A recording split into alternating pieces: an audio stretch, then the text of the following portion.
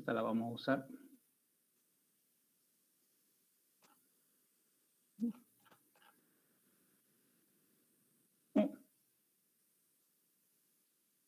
No sé qué está haciendo, pero bueno. Vamos a ver si podemos encontrar algo. Sí, algo encontraremos aquí. Nos sacaremos esta de aquí.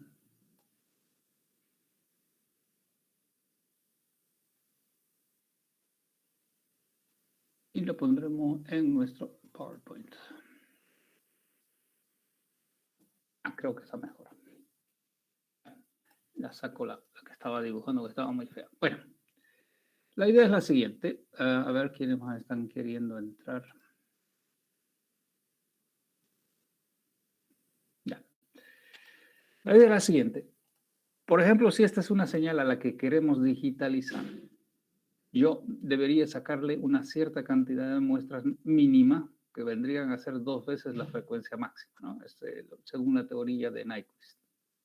Pero vamos a suponer que yo, de alguna manera, no cumplo esa teoría de Nyquist. Muestreo menos cantidad de veces, ¿sí? No lo sé por qué, porque así, no lo sé, porque por alguna razón no muestreo todo. Y entonces aquí agarro y muestreo en los lugares donde voy a poner ahora la flecha, digamos, ¿sí? Muestreo aquí. Voy a poner en color, en un color más tenso. Ya, vamos a suponer ahí. Y obviamente también, no sé si ustedes saben, pero la teoría dice que hay que muestrear en lugar, en más o menos a espacios iguales en tiempo, ¿no? Entonces, no es que yo haga, a ver, más o menos ahí están similares en tiempo. Por lo tanto, ahora voy a aprovechar de usar esto.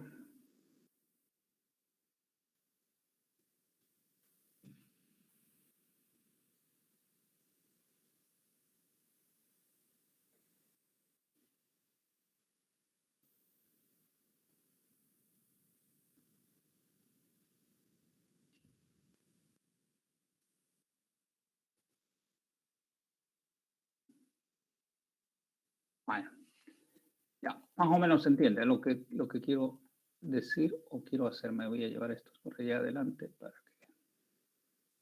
Ya. Entonces, en cada lugar donde está voy a sacar una muestra. Entonces, estoy sacando muestras. Y ahora, a ver, voy a ver si... Aquí tengo un valor, aquí tengo otro valor, y aquí tengo otro valor, ¿sí? Vamos a hacerlo un poquito más espaciado para que sea más evidente lo que quiero comentar.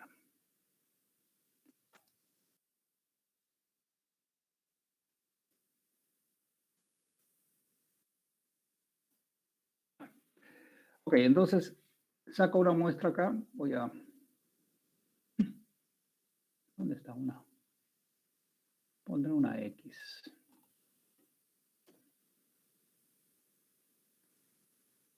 Ok. Saco una muestra acá.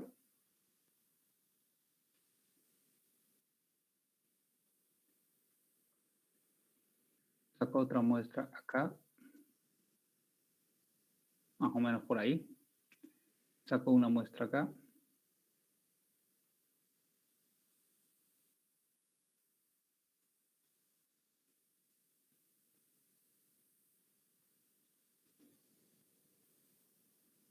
Quizás más o menos por ahí.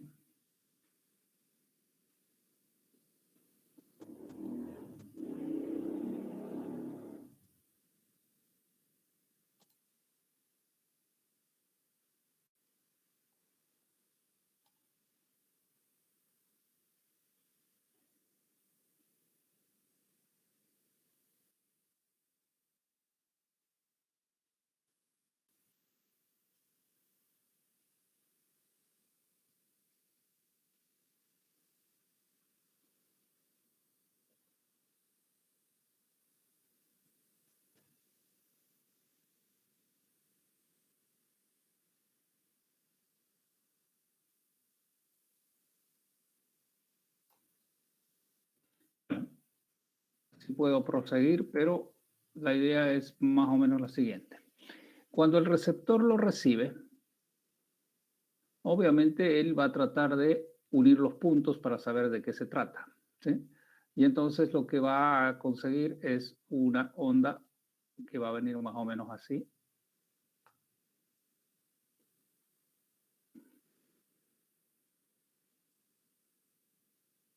No lo sé, y dependerá de los otros puntos, ¿no? Entonces, en realidad voy a conseguir una señal que no es la que envié y posiblemente sea una senoidal también, pero con una diferente frecuencia. Entonces ahí es donde se distorsiona la cosa, ¿de acuerdo? Eso es más o menos el término de aliasing o la cuestión de aliasing. Bien. Ok, ¿qué más tenemos para adelante? Esto lo habíamos comentado, no sé si les queda duda de la tabla de la parte de codificación, número de muestras, las muestras por segundo que se tienen que hacer, es más o menos lo que estaba hablando ahora. Depende un poco también, no solamente de la cantidad de muestras. A ver, hay dos parámetros aquí que tienen que tomar en cuenta cuando se está haciendo digitalización de señales.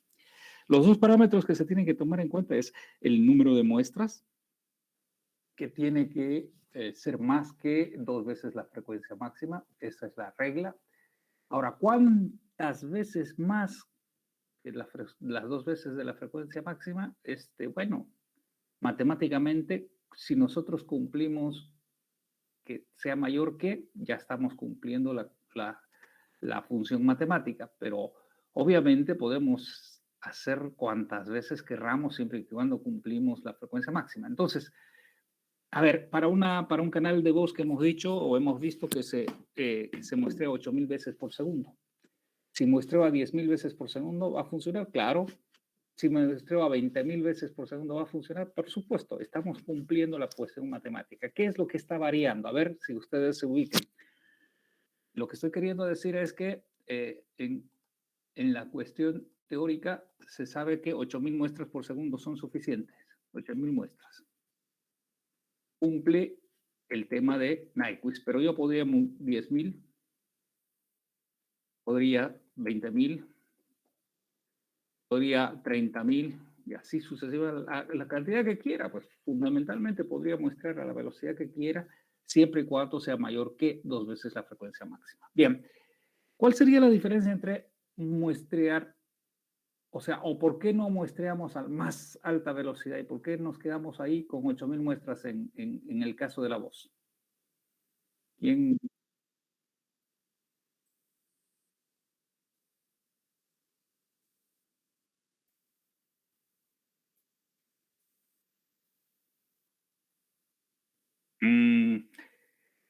Ok, a ver, esto es el número de muestras, ¿de acuerdo? Voy a ponerlo aquí para que lo tengamos separado. Este es el número de muestras. Entonces, cuando hemos dicho, nosotros vamos a muestrear. Ok, ahora hay otra cosa que es diferente. Y la otra cosa que es diferente es esta. Número de bits por cada vez que yo muestreo. A ver, de manera estandarizada, el canal de voz dice que utiliza 8 bits por muestra, ¿sí? ¿O qué pasaría si yo hago 9 bits? ¿Qué pasaría si hago 24 bits o, no sé, 16 bits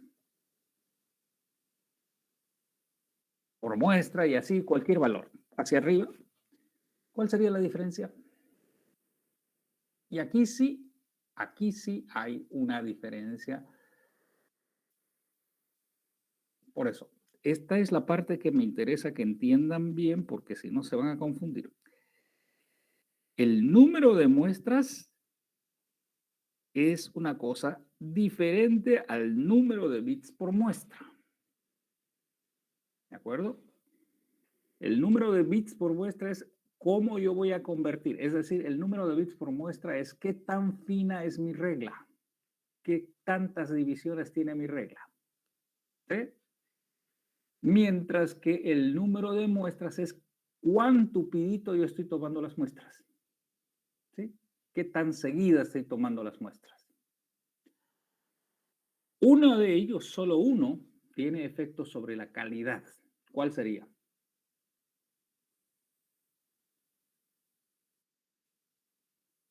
Fíjense que yo aumentando el número de muestras no mejoro mi calidad, porque mi calidad tiene que ver con el número de muestras, es decir, con la regla. Mientras más, mientras más tupida sea la regla, mi error va a ser menor. Por lo tanto, si mi error es menor, quiere decir que estoy más cerca al original. Tengo una señal más fiel. Por eso no sé si han escuchado los, los, uh, los equipos de sonido antiguos. Había un término que se utilizaba que se llamaba hi-fi, ¿no? High fidelity, alta fidelidad. ¿Pero qué es un equipo de alta fidelidad? Es un equipo que, vamos a decir, repite lo que recibe con, con la máxima, vamos a decir, con la máxima, con el máximo seguimiento al original. Obviamente, si usted tiene un sonido malo, no va a corregirlo, no es un corrector, es un equipo de alta fidelidad, repite todo lo que recibe en la mejor proporción fiel al original. ¿Sí? Entonces, en los dos casos, en el caso primero, si yo aumento el número de muestras, lo que voy a aumentar es la necesidad de espacio en lugar de almacenamiento o ancho de banda. Por ejemplo, no es lo mismo que yo haga 8.000 muestras que hacer 16.000 muestras. ¿Sí? Si hago 20.000 muestras, entonces obviamente necesito más espacio. ¿Sí? No mejoro la calidad perceptida por el oído. Ahora, si yo tengo un número de bits por muestra, ¿sí? Más alto, ahí sí mejoro la calidad. Pero normalmente, y aquí ahora vamos a hacer un ejercicio rapidito, ¿sí? Ustedes saben cómo funciona un CD. ¿Alguien sabe qué calidades usa el CD? Ya. Ok, veamos a ver entonces. Primero, el CD tiene una capacidad de ¿cuánto?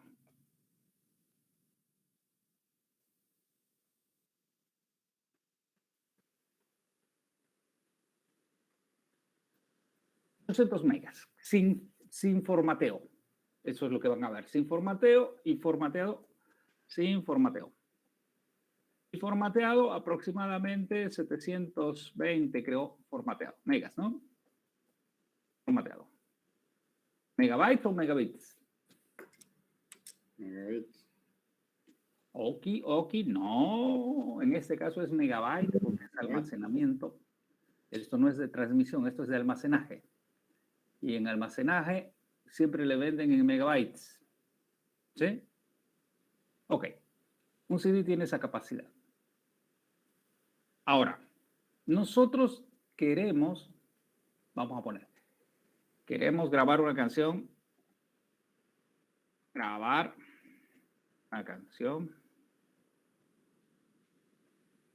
¿sí? De 3 minutos.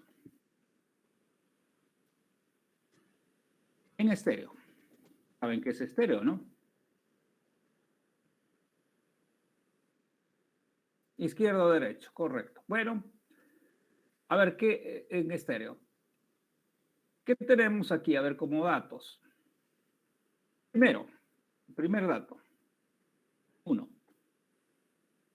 ¿Cuáles son las frecuencias que vamos a grabar si vamos a grabar una canción? Es todo el espectro de audio, porque seguro que hay guitarras y bombos y charangos y todo lo que haya, no sé, pues, sí, todos los instrumentos. Entonces, el ancho de banda es de 20 Hz a 20 kilohertz. ¿Sí? Ese es un dato porque estamos queriendo grabar una canción, ¿no? Ahí incluye la voz, etcétera, etcétera. ¿Qué más? Ya tenemos eso. Con ese dato ya podríamos fabricar nuestra capacidad necesaria para una canción. ¿Qué dicen?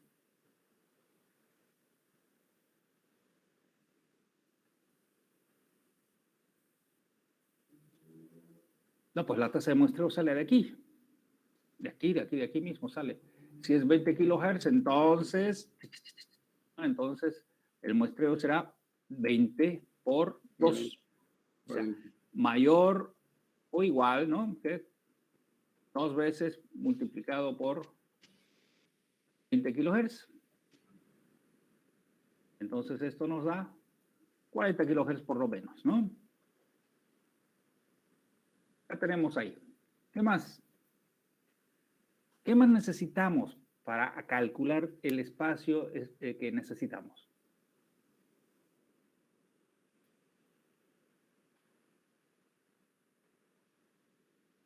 Necesitamos saber cuántos bits por muestra vamos a utilizar. Obviamente para el canal telefónico de voz, 8 bits son suficientes, pero para un CD o un audio de calidad, 8 bits no son suficientes. ¿Eh? Necesitamos una regla con más bits para que podamos oír de mejor manera. Por si acaso un CD utiliza, y eso lo pueden corroborar en sus máquinas, utiliza 24 bits por muestra. ¿Ok? O sea que tiene una regla que tiene 2 elevado a la 24 rayitas. Por eso es que la calidad que uno tiene del CD se acerca mucho al original. ¿Estamos? Ok, con esos datos entonces podríamos calcular cuánto espacio requiere una canción de 3 minutos en estéreo. Bien, hagan el calculito y me dicen, ¿sabe cuánto necesita? Necesita tantos megabytes. No lo sé. Pueden hacer su calculito ahorita. Bit 24.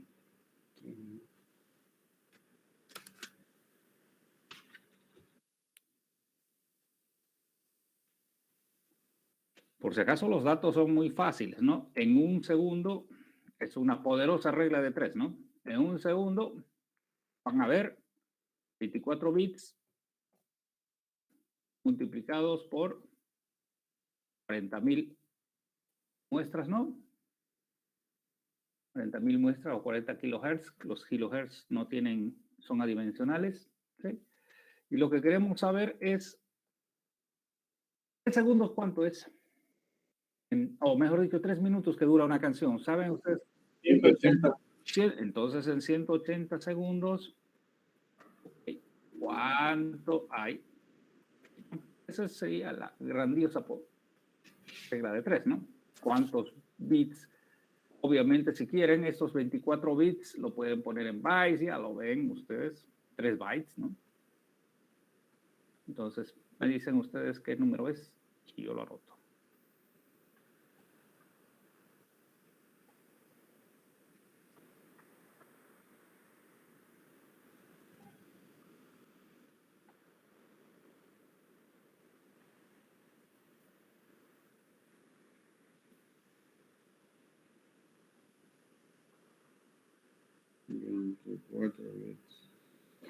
No sé, no vayan así como les decía, no vayan como los auditores, vayan ustedes como ingeniería, digamos, ¿no? O sea, ok, un valor bien cercano, pero no necesitamos un bit más o un bit menos, no, eso no es relevante. 200. ¿Cuánto? 280. 300.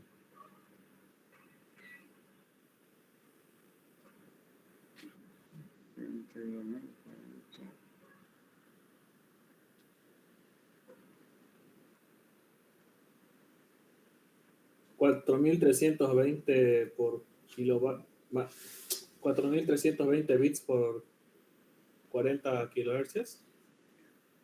Uy, medio complicado, dígame un número. 4 por 10 elevado a la, no sé, o 4 megabytes. Deme, porque lo que nosotros nos interesa es cuántos megas necesito acá. Megabytes son, por si acaso, ¿no? Estamos diciendo que el espacio en el disco se mide en bytes, no en bits.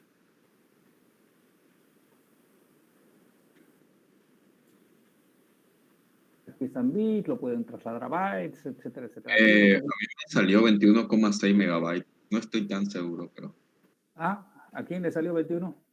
a mí Fernando. cayó la... A ver, Sí. no, 21,6 megabytes. Eso es lo que le sale, dice a Fernando. No sé, no lo sé. Ahora, acá hay un tema. Esto es un canal. Ustedes están grabando en estéreo. O sea, van a usar el doble, ¿no es verdad? Porque por cada canal voy a utilizar la cantidad de esta. Si estamos bien. Me parece que no está tan lejos de la realidad. O sea, este es un canal. Por canal vamos a poner. Por canal. Entonces, como es estéreo, a necesitar ¿cuánto? Serían 21, serían 42, 43.2, más o menos. 43,2 megabytes por canción. ¿Estamos de acuerdo? Ahora, ¿cuántas canciones entran en un CD? Si este es el tamaño. Un CD. 200. No.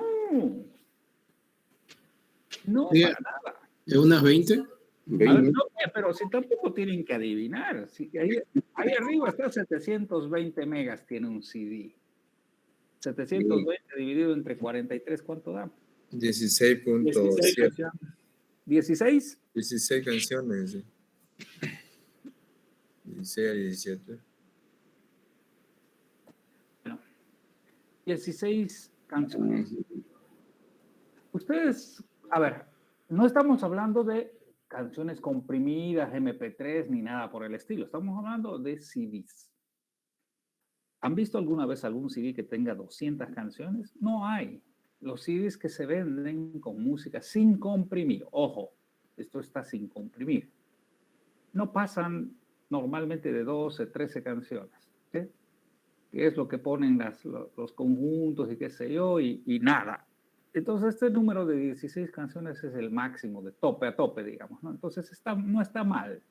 De hecho, es menos, ¿saben por qué? Porque los CDs en realidad no muestran a 40, muestran a 44,000. Entonces, si hacen con 44,000, veamos que esto va a crecer un poquito. ¿Sí? A ver, háganlo con 4. Perdón.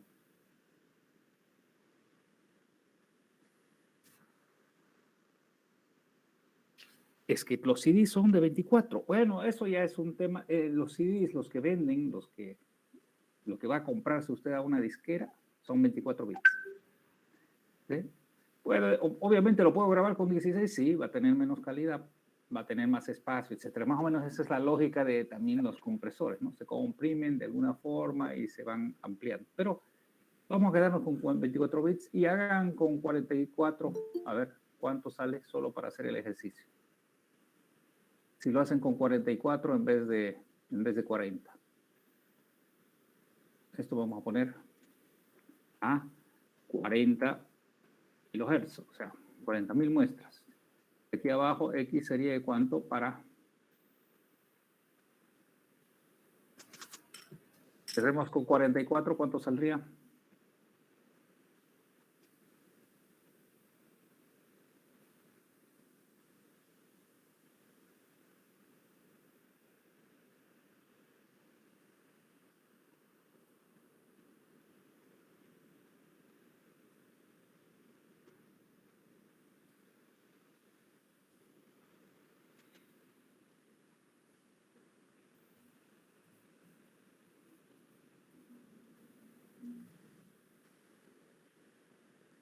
¿Cuánto? 47,52 megabytes me salió. 47 cada uno o los dos. Doble canal. ¿Ah? Estéreo. Ah, ya, pero ¿cuánto por canal entonces sería la mitad? 47 dice, entonces 47 sería 30, 25, 20, no. 23,76. 23, 76. ya, vamos a ponerlo ahí. Y entonces en total sería 50 y cuánto? No, 47, ¿cuánto? .52.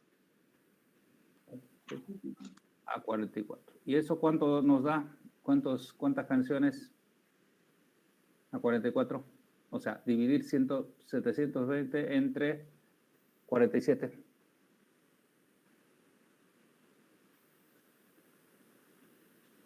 ¿14? ¿15?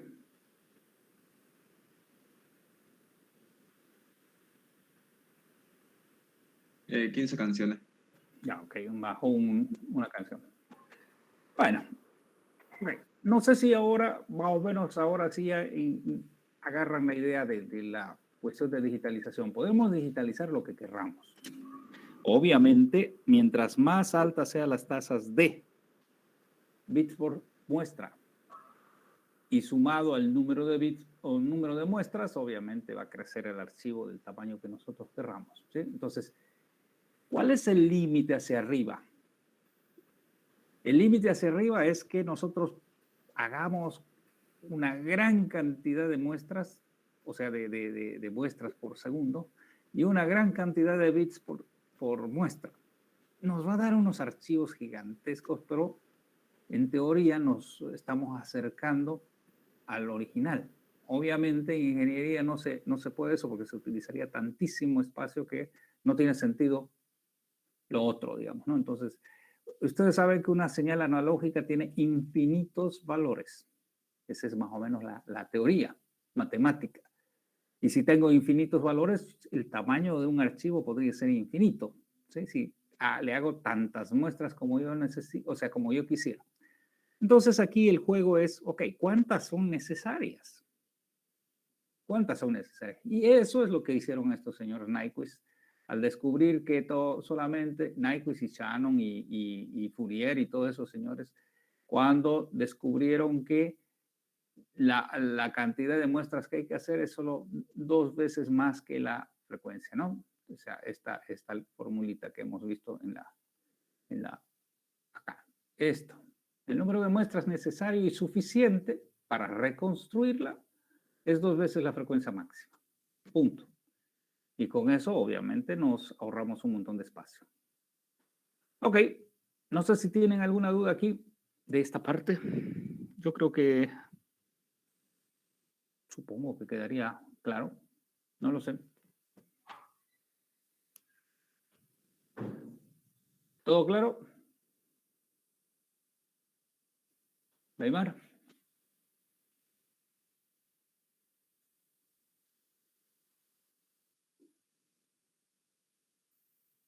¿Sí? Sí, señor. No, ok. Ya. Ok, vamos a ir entonces, vamos a seguir avanzando un poquito más. A ver que tengo algo que me está, aquí algo me está pidiendo. Windows detectó un conflicto. Alguien entró con mi IP. Bueno. Alguien. Bueno, ok. Seguimos entonces hacia adelante un poquito. Ok. Habíamos hablado también, y esta parte no estaba, habíamos hablado que una vez que nosotros la señal analógica, en el caso más importante, o sea, cuando estamos hablando de telefonía, estamos hablando de la voz, pero puede ser cualquier otra cosa. Cualquier señal que nosotros muestremos y le convertamos en digital, la podemos meter en un paquete IP y mandarlo por IP. ¿Vamos? Por supuesto, la voz se muestra 8000 veces por segundo, 8 bits por muestra, por lo tanto tiene 64 kilobits. Esto es lo que se llama PCM0. Bien, en el principio, a ver, aquí necesitamos conversar un poco del tema. En el principio del Internet, cuando se estaba empezando Internet,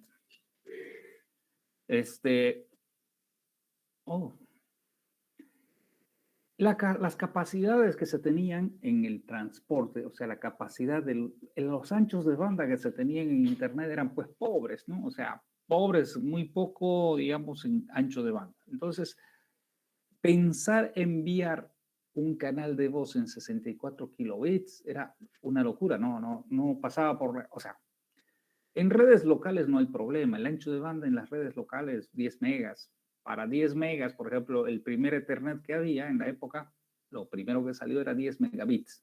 64 kilobits es nada, o sea, localmente, en red de área local, no hay problema. El asunto es cuando yo tengo que usar un canal que va a larga distancia o una WAN, que normalmente la pagamos y la pagamos caro. Entonces, en las primeras épocas, tener un canal de WAN de 64 kilobits era una fortuna, ¿sí? De hecho, solo algunos podían darse el lujo de tener esos canales.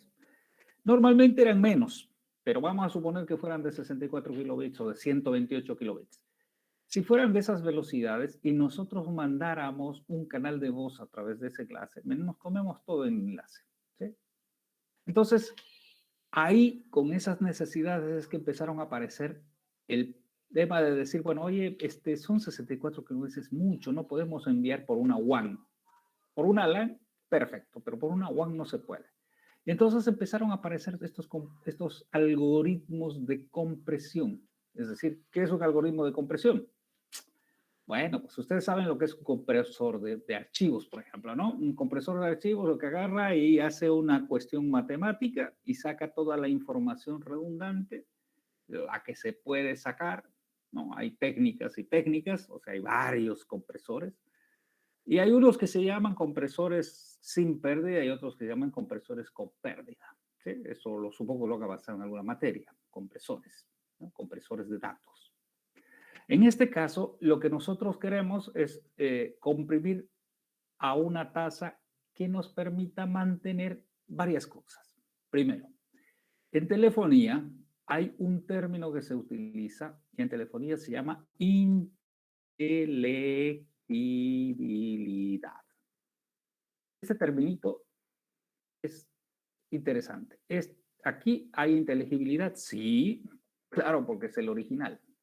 Cuando yo muestreo y después repongo, es decir, pongo un conversor inverso. A ver, vamos a poner aquí.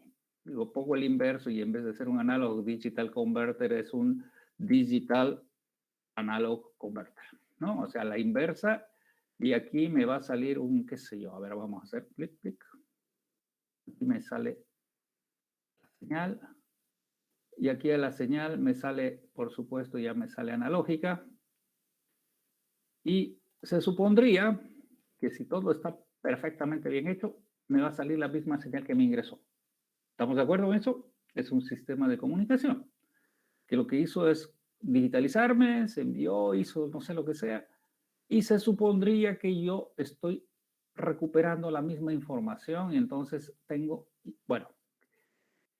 las mismas características. Aquí hay inteligibilidad. Bien. ¿Quién me dice qué es inteligibilidad? ¿Alguien ha leído, ha escuchado el término?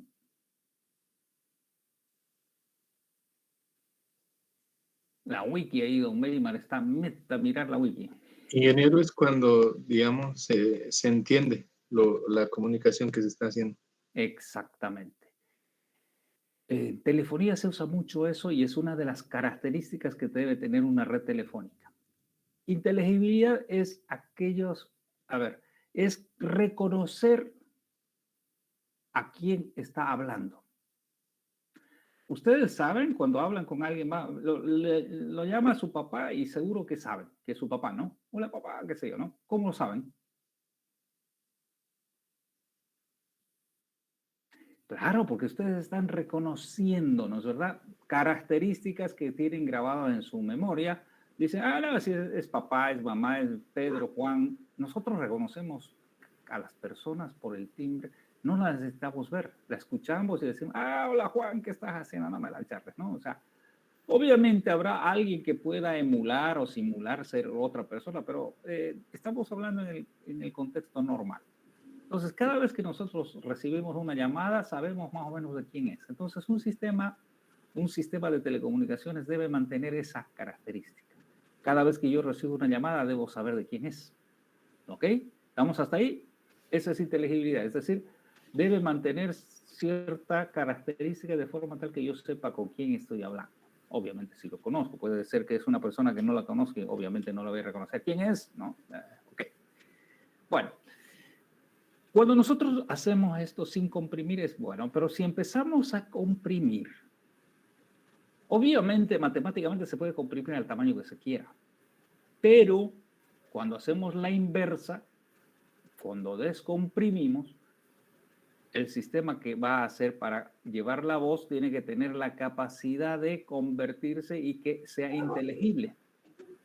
Y ahí es un grave problema matemático y un grave problema técnico. No es que yo puedo comprimir a lo que quiera, porque cuando hago la inversa, obviamente no la puedo. Si pudiéramos comprimir y sacar todo de nuevo de la misma manera que el original, sería una maravilla, pero no es así. Cuando usted comprime, sí o sí pierde ciertas cualidades. ¿Eh? Porque si no, no tendría sentido, ¿no? O sea, si no pierdo nada, no tendría sentido. Entonces, en voz, en video, ustedes han hecho seguro muchos ejercicios o han tratado de comprimir una imagen y después cuando la quieren descomprimir ya no se puede, ¿no? Ya quedó dañada, mal formada, qué sé yo. Eso es lo que ocurre. Entonces los códecs, los que hacen diseños de códecs, se cuidan mucho de, no es que yo le dé o baja la compresión y también tengo que cuidarme que cuando se descomprima todavía la señal sea inteligible. Entonces han aparecido un montón de códecs, ¿sí? Por supuesto, unos más, otros menos. Acá hay dos cosas que suceden. En el proceso de compresión hay un tiempo que se ocurre, ¿no? Entre que llega la señal, que está de 64 kilobits, y que sale, hay un tiempo, y es el tiempo del proceso matemático para comprimir. Y al otro lado hay un tiempo matemático del proceso del códec para descomprimir. Por lo tanto, hay dos tiempos extras adicionales. Ahora, ¿qué sucede? Sucede, esto no es todavía tarea, lo vamos a tener así. Aquí ocurrió varias cosas interesantes. Yo tenía una red local y hemos dicho que en la red local no hay problema del ancho de banda porque 64 kilobits es poco. Y de hecho, empezaron a hacerse los primeros pininos de voz sobre IP, se empezaron a hacer en redes locales. Ah, tienes un parlante, sí, tienes un micrófono, mira, que... Y se inventaron el asuntito de meter la voz, los 64 kilobits, lo metían aquí al paquete IP y lo mandaban y al otro lado del software. En el área local, perfecto. ¿No? Funciona, perfecto. Y entonces aquí funcionaba una maravilla, pero ya cuando querían mandar eso a través de una WAN, ahí era la WAN, lo que les había comentado al principio, nadie tenía anchos de banda muy amplios. Entonces empezaron a comprimir. Y empezaron a comprimir y empezaron a aparecer, y hay muchos estándares de compresión, por supuesto. ¿Sí? El 722. El que viene original, el 5 Brewing, se llama G711. ¿Sí? Así es el estándar. Y los comprimidos ya aparecen un montón de otras opciones. El que más se usa es este de aquí, 723. Obviamente hay otros más, pero este es el que más se usa en telefonía, o lo que decimos más se usaba, porque esto ya está cambiando, porque los anchos de banda que ya tenemos ahora son lo suficiente como para llevarnos un PCM, sin ningún problema, pero antes no, entonces se comprimía.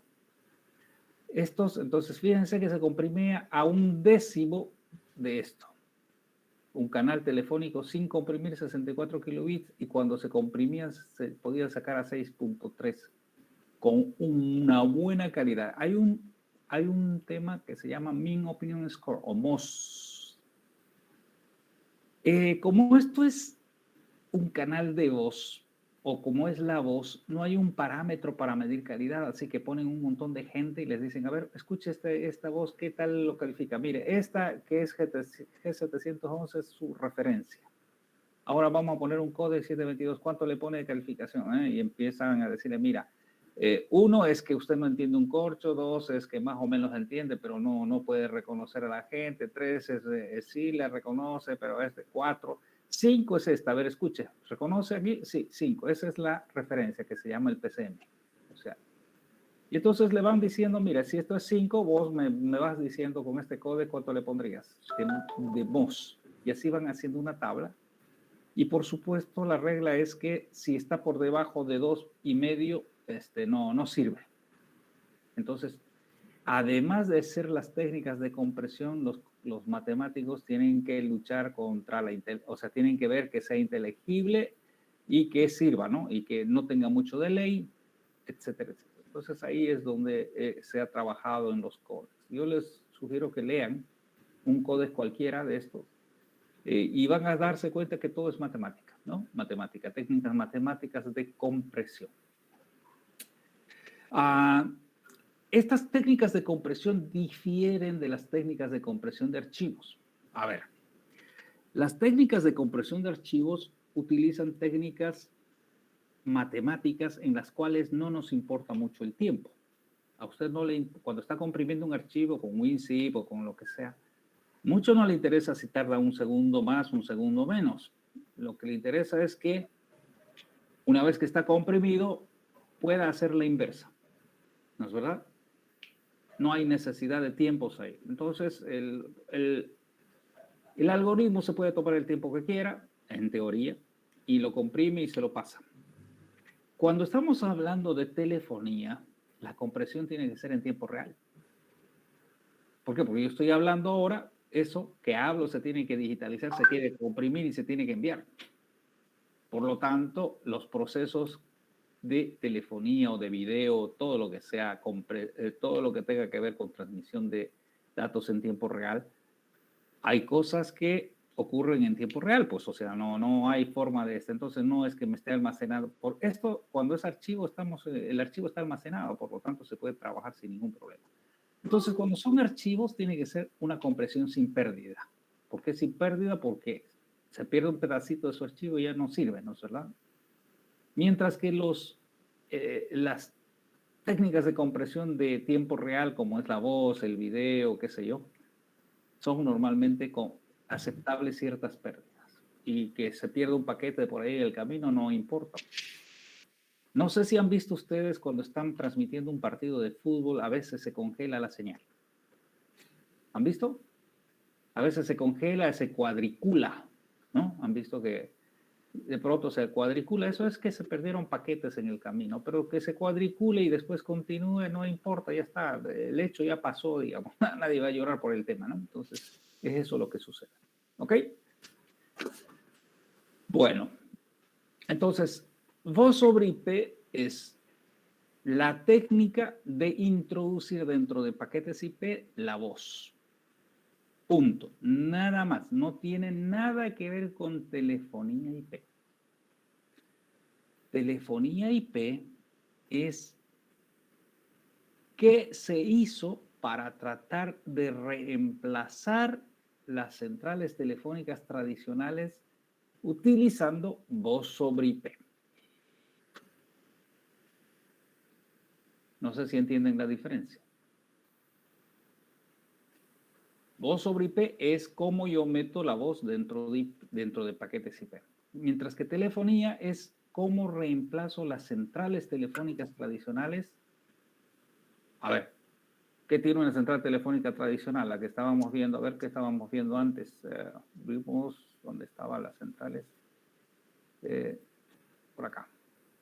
Las centrales telefónicas lo que tenían era, bueno, hacían todo lo que ya sabemos, me daba tono, clac, clac, clac, clac, pero desde el punto de vista del operador, lo que necesita el operador es que tenga esto de acá. Esto es lo que le importa al operador.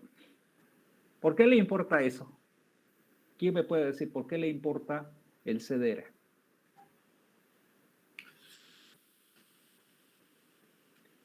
Este CDR, ¿saben qué era el CDR, no? ¿Se acuerdan o no? No. Era el detalle de llamadas, pues. Cuando termina el fin de mes, las empresas telefónicas van aquí y empiezan a ver cuántas llamadas, a dónde llamó, larga distancia y no sé qué, y hacen su facturación.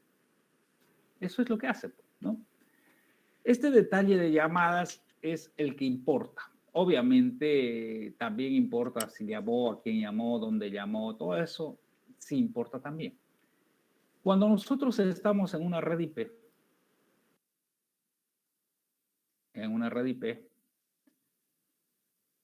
Alguien tiene que hacer eso y a eso se llama telefonía IP. Telefonía IP es la forma como se inventaron y ahora lo hacemos más rapidito. Hay por supuesto, dos estándares muy importantes, ¿no? Telefonía IP.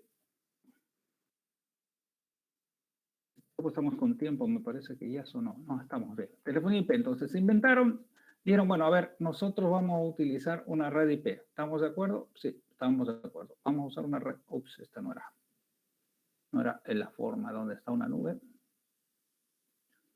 Yo ya estoy viendo raro. ¿Dónde está mi nube? Está. Bueno, aquí tengo la red IP. No nos importa cómo, pero está. Obviamente dentro de la red IP están los routers y todo lo que sabemos, ¿no? Todo lo que hemos visto. Entonces, si yo tengo un teléfono, aquí no hay un teléfono, donde había un teléfono por ahí, pero bueno, vamos aquí. Teléfono. Dibujo. Ya.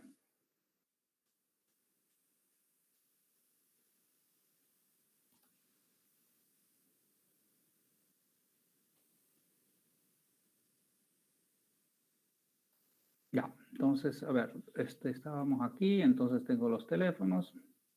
La red telefónica lo que hacía era, esta es red IP.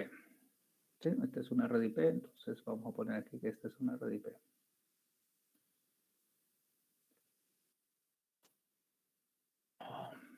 No sé. Ok, se ve aquí. Vamos a poner así. Ok, esta es una red IP, entonces la telefonía convencional, vamos a hacerla más chica. La telefonía convencional, esto también más chico.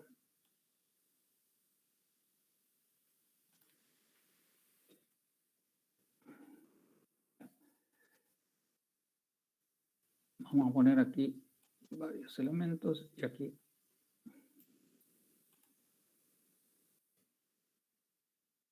La telefonía convencional lo que tiene aquí es en la PSTN. Lo que tiene son centrales telefónicas, esas centrales telefónicas lo que hacen es conectar a los teléfonos y etcétera, etcétera, ya lo que hemos visto, ¿no? De aquí está una central, supongo, y a mí me dan conectividad a través de cables y con eso yo llamo a Pedro, a Sancho, a Martín, ¿sí? Ok, esta es la PCTN con sus centrales telefónicas, etcétera. Aquí una central, más allá otra, no sé, como sea. Sabemos que están atendiendo, están interconectadas, etcétera. Son centrales. Ok, estas centrales son las que tienen el control, ¿no? De quién llamó, a quién llamó, cómo llamó, etcétera, etcétera. Ok, ¿y qué hacemos en la red IP? Primero, este teléfono no entiende IP. Primera cosa. Ok, no entiende IP y sí, ¿qué hacemos? Tienes que ponerle un adaptador. Un adaptador, ¿qué va a hacer este adaptador? Me va a adaptar, pues eso por eso se llama adaptador. Entonces, vamos a poner este señor, ¿qué es lo que va a recibir? Va a recibir señales analógicas de aquí, del teléfono, y este señor tiene que tener la capacidad de convertir esas señales analógicas en, como va a ir por una red IP, me lo tiene que convertir en paquetes IP. ¿Eh? Y al otro lado, obviamente, habrá lo mismo. Entonces, es un aparatito que me va a convertir de paquetes IP a señales analógicas. Es decir, adentro tiene todo el conversor y toda la historia. ¿Sí?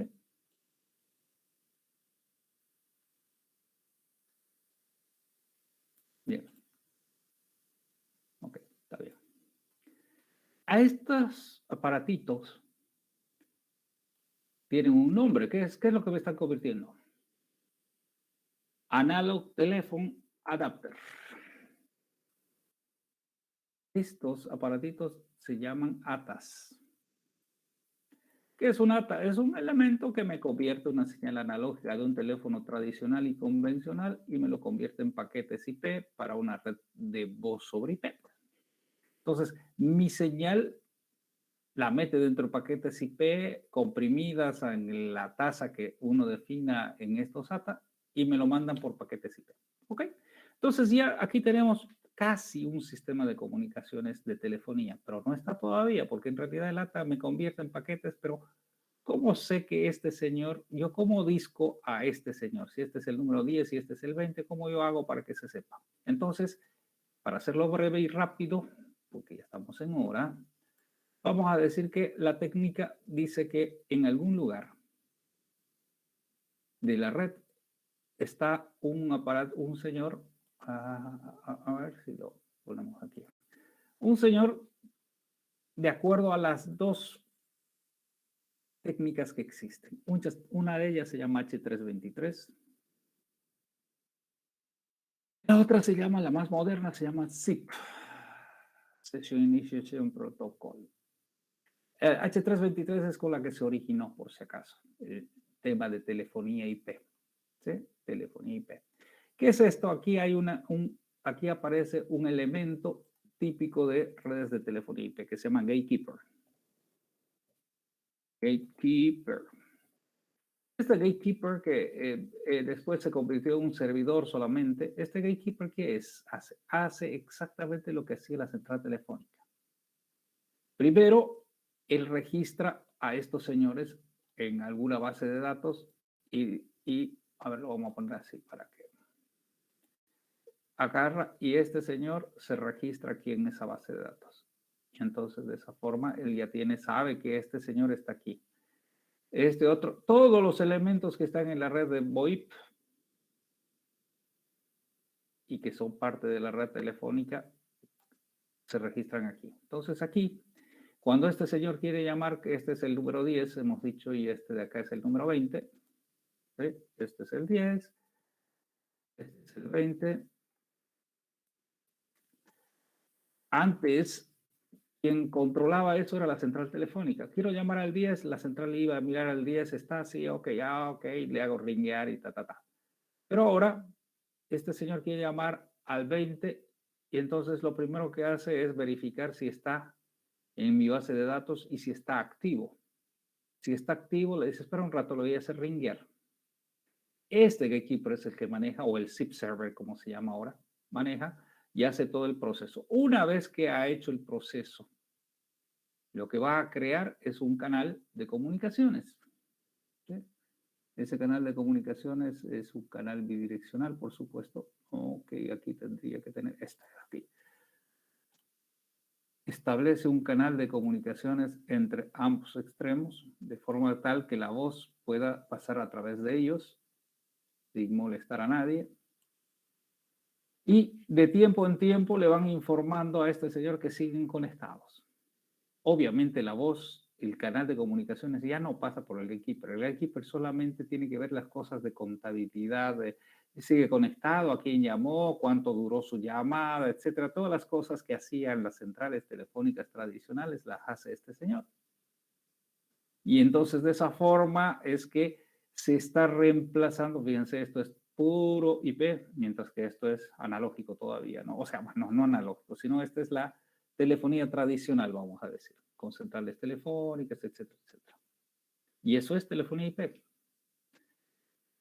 Servidores, aquí aparece, por ejemplo, mucha gente utiliza Asterisk, ¿no?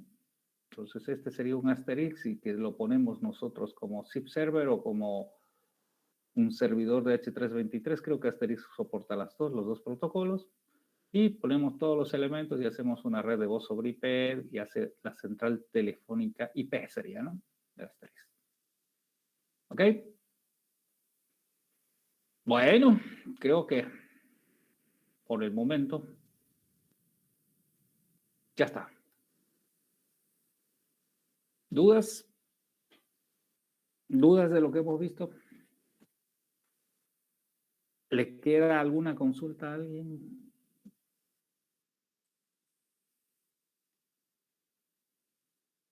Mean Opinion Score se llama, o sea, MOS. Ese MOS, ustedes ven que es un MOS, Mean Opinion Score. ¿Sabe qué ponen a gentes? A personas. Agarran a 10 personas y le dicen, a ver, califíqueme este código, esta es su referencia, ¿no? Entonces ellos dicen, a ver, porque no hay una forma de medir, sino es subjetivo esto, ¿sí? Esto está igual, casi igual, menos, más, etcétera, cosas así. Entonces, ¿cómo se hace? Igual lo hacen para la degustación, por ejemplo, ¿qué tal le parece este sabor, digamos, ¿no? Sabían, ¿no? Que las cosas de comer también se hacen así, las cosas de las sodas y todo, se pone un montón de gente a que pruebe y diga qué tal está, le gusta, no le gusta, etcétera. Lo mismo, esto es así. ¿Ok? Bueno, por supuesto ha sido apretadito, pero no hay mucho tiempo. Esto es telefonía IP, esto es voz sobre IP y es todo. Un solo saque, ¿no? ¿De acuerdo? Todo lo demás es solo agarrar, leer, mirar, etcétera, ¿no? Y hacer. Pero ustedes tienen que quedar claro qué es lo que es voz sobre IP y qué es lo que es telefonía IP. Después lo demás es instalar, poner, qué sé yo. Todo va a funcionar con el concepto si la tienen clara, digamos, ¿no?